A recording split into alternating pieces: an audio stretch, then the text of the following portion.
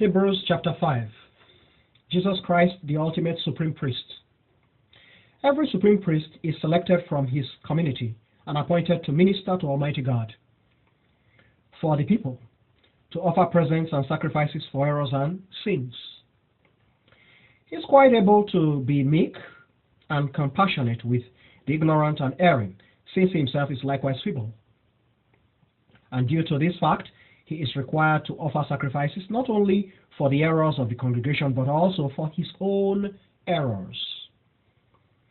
And no man selects for himself the honor of supreme priesthood.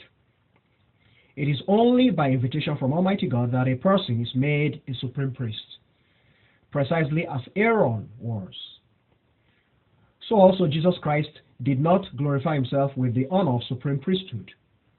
But the Almighty God declared to him, "You are my offspring. This day I have become your father."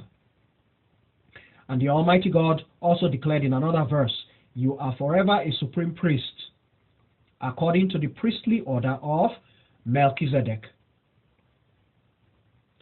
In his earthly life, Jesus Christ offered his prayers and supplications, weeping and crying to Almighty God, who could rescue him from worldly doom, because he was pious, faithful, and persevering. The Almighty Lord heard him. Even though he was the Son of God, he learned obedience through his tribulations.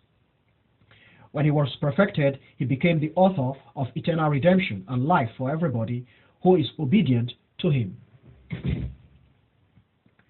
Invited by Almighty God as supreme priest according to the priestly order of Melchizedek.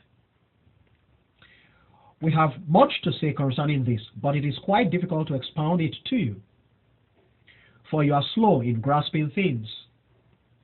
For at this point, you should be instructors, yet you still need an instructor to teach you once more the rudiments of or fundamentals of the oracles of Almighty God. Instead of consuming solid foodstuff, you still need fluid milk.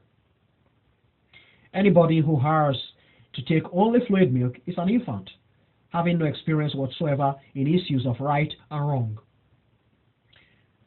But solid foodstuff is for those who are mature, grown-ups, who by reason and experience are quite capable of discriminating between good and evil.